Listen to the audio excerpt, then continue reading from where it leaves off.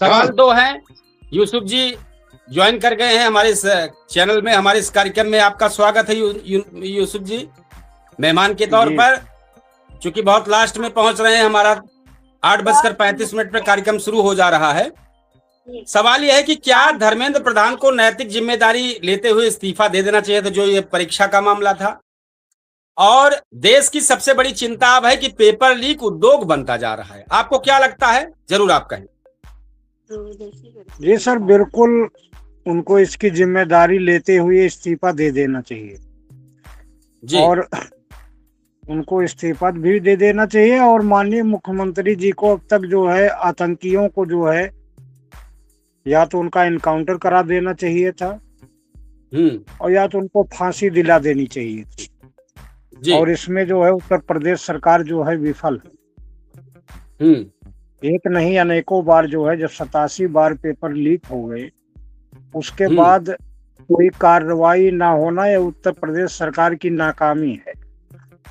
और ऐसी नाकामी जो उत्तर प्रदेश की सबसे बड़ी नाकामी है, जो युवाओं के साथ या खेला जा रहा है, इसमें तो क्या भी नहीं है कि चुनावी मुद्दे के लिए कर रहे हैं या इससे चुनावी फायदा होगा।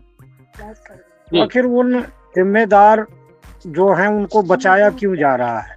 पेपर लीक के जो गुनहगार जिम्मेदार हैं उनको बचाया क्यों जा रहा है?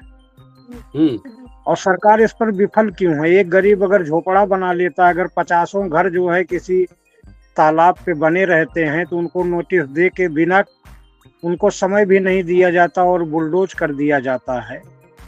तो आखिर जो पेपर लीक कराए हैं उन पर बुलडोजर अभी तक क्यों नहीं गरजा है? ये सब चीजें जो है, व्यवस्था जो है उत्तर प्रदेश की बहुत ही खराब हो चुकी है और सरकार को जो है तानाशाही की तरफ जा रही, अपनी मनमानी कर रही है। और दूसरी चीज, अहंकार भी हो गया है, क्योंकि 10 साल हो गया है और किसी भी चीज पर जवाब ना देना, किसी भी विषय पर जो है जिम्मेदारी ना लेना।